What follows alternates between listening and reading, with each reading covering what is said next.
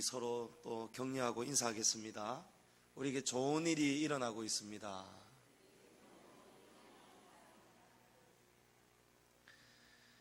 우리 어린 아이들, 이런 어린 아이들의 몸을 보면 참 유연하지요.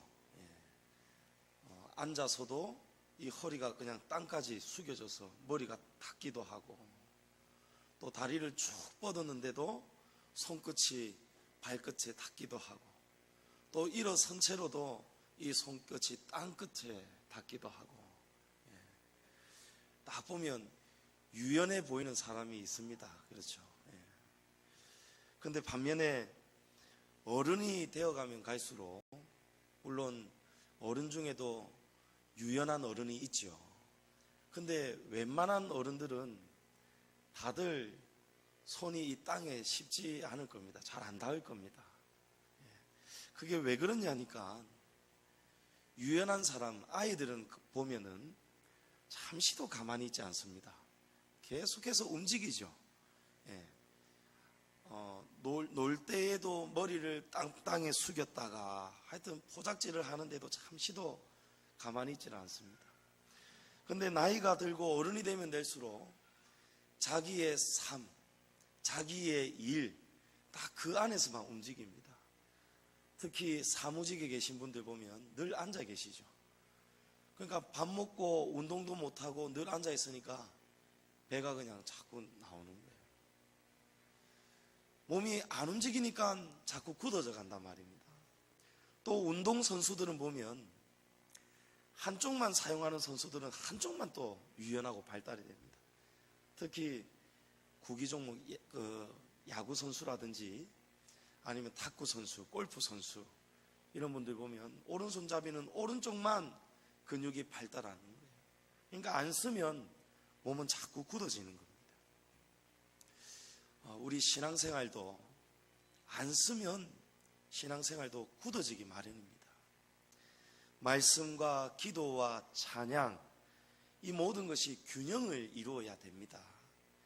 말씀만 듣고 기도하지 않는 분이 있습니다. 예배는 참석해서 말씀은 듣는데 기도 생활을 전혀 안 하는 분들이 계세요. 그런 분들은 말씀은 지식으로는 많이 알고 있는데 실제 삶 가운데 시험이 다가오면 이겨내지를 못합니다.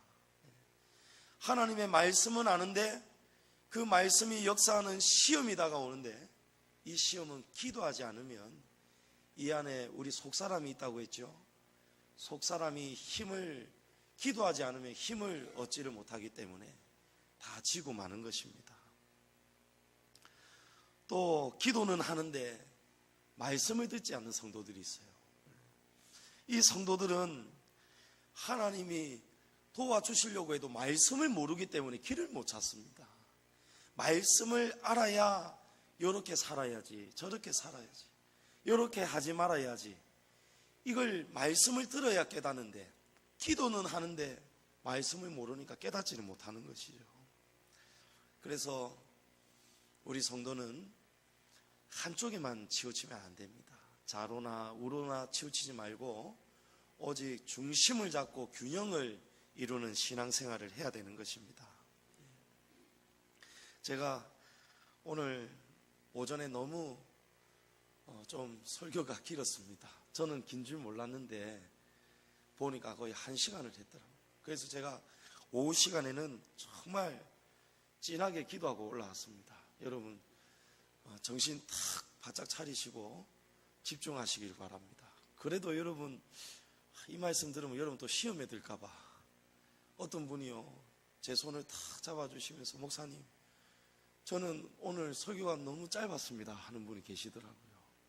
설교가 진짜 1시간, 2시간 더 했으면 좋겠다는 분도 계시더라고요. 여러분 그렇다는 겁니다. 시험 들지 마시고. 저는 항상 기도하고 노력하고 있습니다. 우리 신앙의 균형을 잘 잡아야 되는데요, 여러분 평균대에서 체조 선수가 평균대 위에서도 제주를 넘고 뒤로 구르고 뛰기도 하고, 여러분 가장 중요한 게 중심입니다. 중심. 항상 중심이 제일 먼저 중요합니다. 건물을 세울 때에도 이 건물의 무게 중심을 이 수평을 딱 맞추잖아요. 수평을 왜 맞추느냐? 중심 때문에 그렇습니다. 조금만 수평이 안 맞아도 중심이 흐트러지기 때문에 그렇습니다. 데살로니가 교회는 사랑이 넘치는 교회였습니다. 그래서 오늘 말씀 9절에 보면 형제 사랑에 관하여는 너희에게 쓸 것이 없다. 왜냐하면 너희들 자신이 하나님의 가르침을 받아 서로 사랑하기 때문이다. 이렇게 말씀합니다. 그러니까 사도 바울이 보기에 또 마게도냐의 소문이 다 퍼졌는 거예요. 데살로니가 교회와 성도들 하면은 정말 사랑이 넘치는 교회, 이렇게 소문이 자자하게 난 거예요. 그래서 거기에 대해서는, 사랑에 대해서는 사도 바울이 더 쓸 말이 없다는 것입니다. 데살로니가 전서 1장 3절에도 데살로니가 교회의 믿음과 소망과 사랑이 넘치는 교회라고 칭찬을 했고, 1장 8절에도 마게도냐와 아가야뿐만 아니라 각 처에 퍼졌다는 거예요. 아무 말도 할 게 없다는 거예요. 2장 20절에는 너희는 우리의 영광이요 기쁨이라. 사도 바울이 데살로니가 교회를 향해서 정말 입이 마르도록 지금 칭찬을 하고 있는 것입니다. 진심인 것이죠. 그럼에도 오늘 본문 10절에 보면 형제들아 권하노니 더욱 그렇게 하라, 이렇게 말씀을 합니다. 무엇을 더욱 그렇게 하라고 합니까? 지금 앞에까지 사랑을 이야기하고 있습니다.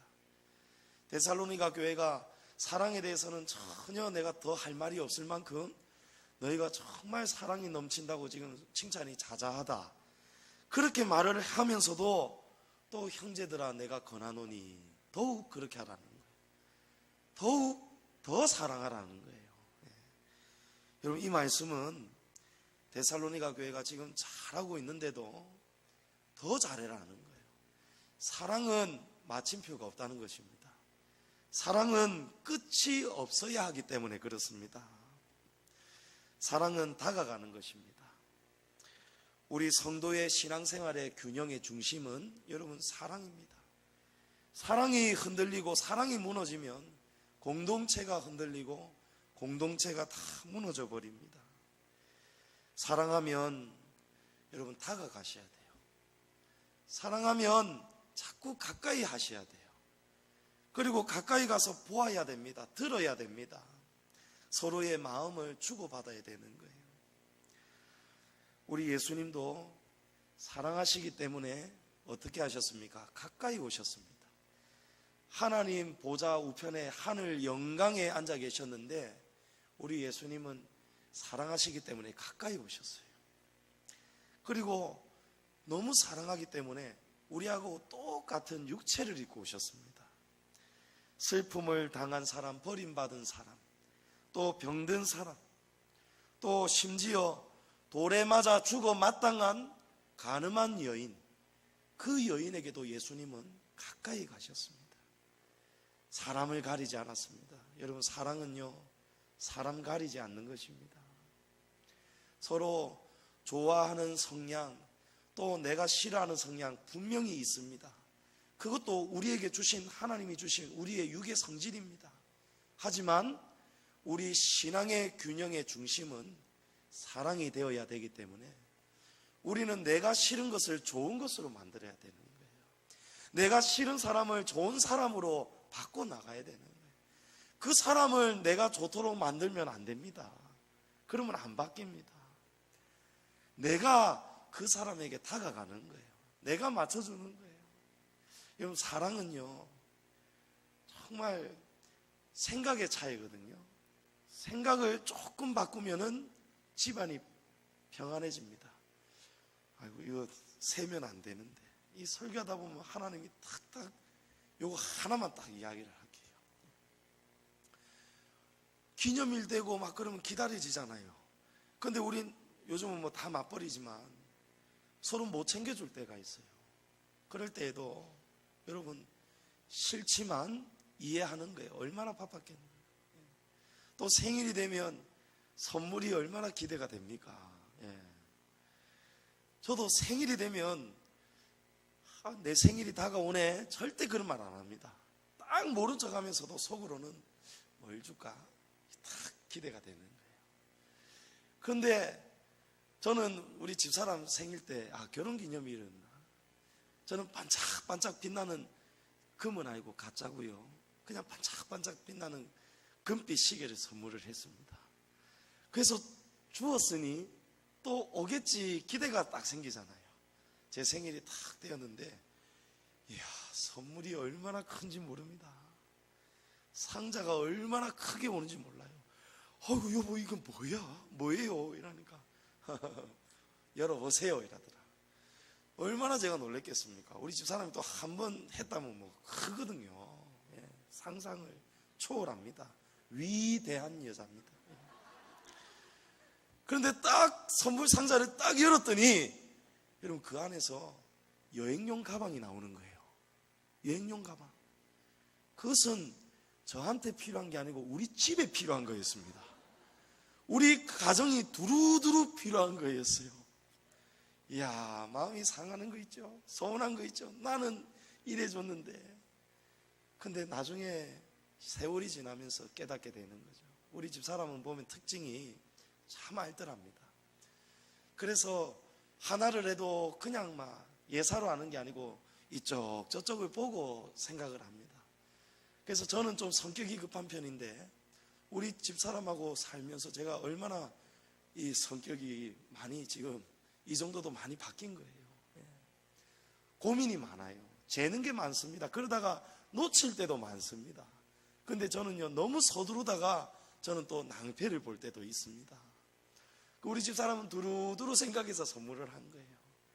그래서 이게 정말 기쁘지도 않았지만 들고 다니다 보니까 우리 집사람은 그런 식으로 해서 알뜰하게 뭔가를 모으더라고요. 그래서 우리 가족에 큰일이 있거나 교회에 또 큰일이 있거나 그럴 때는 없던 것을, 여보 이거 우리 이렇게 합시다 하고 툭툭 내어놓는 거예요. 그러니까 지혜로운 사람이구나.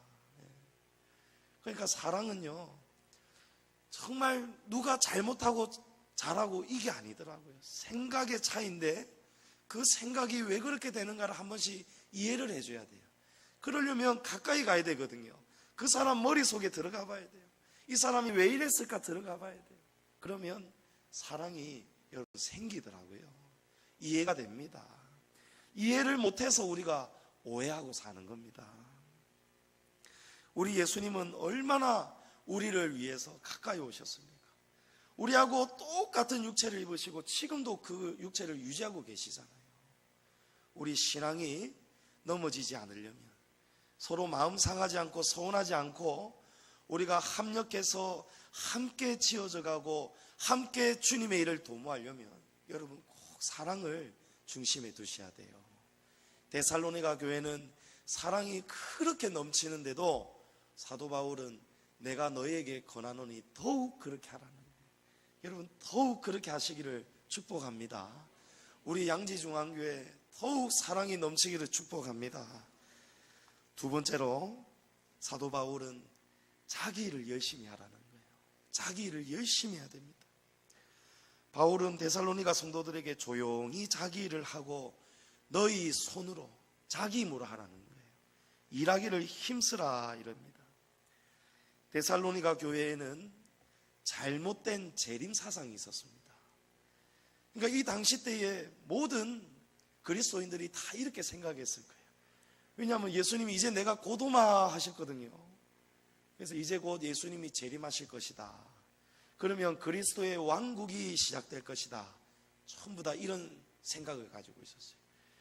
오늘날로 치면은 잘못된 이단자들, 시한부 종말론자들, 그 사람들하고 똑같은 생각을 하고 있었습니다. 이제 주님 곧 오실 것인데 뭐하러 일하러 나가? 뭐하러 또 땅을 일구고 뭐하러 씨를 뿌리고 할 필요 없다는 거죠. 그래서 적당히 견뎌보자, 이런 사람들이 데살로니가 교회 안에 있었다는 겁니다.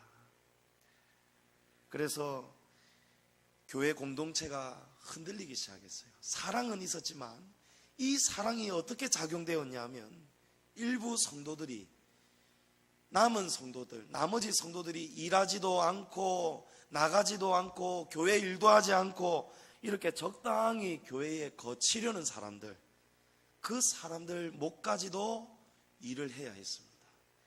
그리고 그 사람들이 채우지 못하는 교회의 재정을 나머지 사람들이 2배, 3배로 일하면서 그 교회의 살림을 채워갔다는 것이죠. 그러나 사도 바울은 이것은 분명히 잘못된 것이다. 데살로니가후서 3장 10절에는 단호하게 말합니다. 누구든지 일하기 싫어하거든 먹지도 말게 하라. 예. 일하지 않은 사람은 먹지도 말게 하라는 거예요. 우리 신앙은 섬김을 받는 것이 아니고 섬기는 것이 신앙입니다. 예. 우리 성도들에게 섬김을 받으려고 하면 안 돼요. 우리가 성도들을 섬겨야 되는 겁니다. 교회를 섬겨야 되는 겁니다. 주의 종은 성도들에게 섬김을 받으려면 하면 안 되는 거예요. 성도들을 섬겨야 되는 거예요. 성도들도 마찬가지입니다. 서로 섬기셔야 되는 거예요. 신앙생활은 혼자만 신앙생활 잘하면 안 됩니다. 내 신앙은 떳떳하다는 거예요. 일하지 않는 사람들은 다 명분이 있습니다. 이제 분명히 예수님이 곧 오실 거야. 그러니까 나는 그때까지 일할 필요를 못 느껴. 그래서 나는 기도만 할 거야. 그러고는 교회에서 그냥 가만히 앉아서 기도만 하는 겁니다. 근데 가만히 있으면 여러분, 교회는 누가 어떻게 이루어갑니까? 누군가는 교회를 돌봐야 되고 청소도 해야 되고 시장을 보려면은 또 물질이 있어야 장을 봐올 거 아닙니까? 이 믿음은, 신앙은 독불장군 절대 아닙니다. 여러분. 혼자 아무리 운동 잘해도 여러분 골 못 넣죠. 축구 선수 손흥민 선수 혼자 잘해도 못 넣죠. 근데 이번 아시안 게임 보십시오. 손흥민 선수가 혼자 실력으로 보면 독보적일 거예요. 그런데 자기가 독보적인 자리로 가지 않고 오히려 황의조 선수하고 주변 선수들에게 자꾸 골을 도와주잖아요. 골을 넣을 수 있도록 도와주잖아요. 그게 가치라는 거예요. 그게 협력이고 협업입니다. 우리 교회 공동체는 절대로 협력하지 않으면 일어날 수가 없습니다. 아무 일도 할 수가 없습니다. 자기 신앙 좋다고 혼자 달려가면 안 되는 거예요. 주변을 돌아보셔야 돼요. 우리 공동체 신앙은요, 서로 돌아보셔야 돼요. 누구는 일하고 누구는 쉬고 이러면 안 돼요. 누구는 교회의 어려운 이 형편을 돌보고 누구는 나 몰라라 하고 이러면 안 된다는 거예요. 그러면 신앙이, 균형이 무너집니다. 공동체가 무너집니다. 데살로니가 교회가 사랑이 넘치는 교회였기 때문에 교회가 흔들리지 않고 무너지지 않았습니다. 그러나 나머지 그 사랑을 가지고 버티는 성도들, 얼마나 힘이 들었겠느냐 말이에요. 얼마나 견디기 힘들었겠느냐 말입니다. 나로 인해서 옆에 사람이 힘들어지지 말아야 됩니다. 그리고 옆에서 힘들어하는 성도들, 우리가 똑같이 일은 못하더라도, 왜냐하면 주중에 직장에서만 엄청나게 바쁘게 돌아가는 분들이 계시잖아요. 그런 분들은 교회 나와서 봉사도 못합니다. 청소도 못합니다. 그러면 어떻게 해야 됩니까? 몸이 못 오면은 마음으로라도 동참을 해야 되는 거예요. 고마운 마음, 감사한 마음 있잖아요. 여러분, 주일마다 교회 오시는 분들은 모르실 거예요. 이 주일 성도들이 쾌적하게 하나님을 예배할 수 있도록 토요일날 비가 오나 눈이 오나 추우나 더우나 땀을 뻘뻘 흘리면서 그 추위 속에서도, 복도에 얼마나 겨울 되면 춥습니까? 거기서도 물걸레 빨고 물걸레질하고 또 냄새나는 화장실에 들어가서 변기 닦고 휴지통 비우고, 여러분 그 봉사를 하는 성도들이 계시다는 거예요. 토요일날 얼마나 쉬기 좋은, 쉬고 싶은 날입니까? 그날에도 아침 일찍 일어나가지고 금요일 기도하고 아침 일찍 일어나가지고 또 우리 교회 성도들을 위해서 운전하고 또 같이 동행해가지고 시장 보고, 매주마다 여러분, 매주마다 시장 봐오고, 그러면 그걸 또 교회로 올려다가 다듬고 준비하고 요리하고, 그래서 저와 여러분이 오늘 또 맛있는 식사를 한 겁니다. 그런 누군가의 손길이 있다는 것을 여러분 잊어서는 안 된다는 거예요. 하나님의 은혜도 잊을 수 없거니와 우리 성도의 서로의 사랑도 잊으면 안 됩니다. 그래서 몸이 못 나오시는 분들은 그런 분들에게 다가가서, 이번 다가오는 명절 얼마나 좋습니까? 아이고, 아무개 권사님, 아무개 장로님, 아무개 집사님, 아이고 얼마나 힘드십니까? 아무도 알아주지도 못하고 격려도 못 해주는데도 이렇게 몸속 그 연약한 몸으로 우리 일하시는 분들, 뭐 천하장사가 누가 계십니까? 주방에 일하시는 권사님들도 몸이 성한 분들이 누가 계시느냐 말이에요. 그런 분들에게 여러분 마음으로 동참하시고 격려해 주시고 따뜻한 말 한마디 해주시고, 특히 그렇게 열심히 일하는데 요즘은 이제 그런 분들은 안 계십니다. 제가 딱 설교하고 나니까 우리 성도님들 달라지시더라. 와 이리 싱겁노, 와 이리 짜노, 와 이리 맵노, 와 이리 밍밍하노, 이렇게 말하면 안 된다는 거예요. 짠 거를 좋아하시는 분은, 좀 짜게 드시는 분은 자기 소금 들고 다니면 돼요. 또 그렇다고 눈치 없이 주방에 가지고 아이고 소금 좀 주이소 이러면 안 돼. 소금 좀 주세요 상냥하게 말해도 좋겠지만 소금을 달라는 그 자체가 참 서로가 무한해진단 말이에요. 여러분, 사랑은 끝이 없는 배려입니다. 그래서 우리는 같이 일하고 같이 땀 흘려야 돼요. 같이 일을 못하게 되면은 일하시는 분들을 향해서 정말 감사하는 마음, 고마운 마음 가지시면서, 여러분, 그래야 우리의 신앙이 아름답게 유지가 되고 균형이 되는 것입니다. 마지막으로 이웃에게 인정받는 성도가 되어야 됩니다. 믿음으로 사는 것은 여러분 우리 각자의 믿음입니다. 우리 각자의 신앙 가지고 하나님 앞에 서서 우리가 믿음으로 심판받는 겁니다. 그렇지만 이 믿음을 보시고 평가하는 분은요, 우리의 믿음이 참이냐 가짜냐 누가 평가하느냐? 여러분, 우리의 이웃, 그리고 하나님이 평가해 주시는 거예요. 우리가 아무리 우리의 믿음이 강하고 선하다 여길지라도 그 믿음이 하나님이 보시기에, 그리고 우리 주변의 가족들, 이웃들이 보기에 저 사람은 가짜다 이래버리면은 하나님이 하늘에서 다 듣고 계신다는 거예요. 우리 성도는 안에서도 인정받고 밖에서도 인정받아야 됩니다. 사도 바울은 외인들에게 인정을 받아라 그렇게 말씀을 하죠. 12절에 외인에 대하여 단정히 행하고 또한 아무 궁핍함이 없게 하려 함이라. 바깥 사람들 보기에 우리가 뭔가 부족함, 결핍 이런 거 비추지 말라는 거예요. 현대인의 성경을 보면 이 말씀이 불신자에게 신임과 존경을 받는 삶을 살아가세요.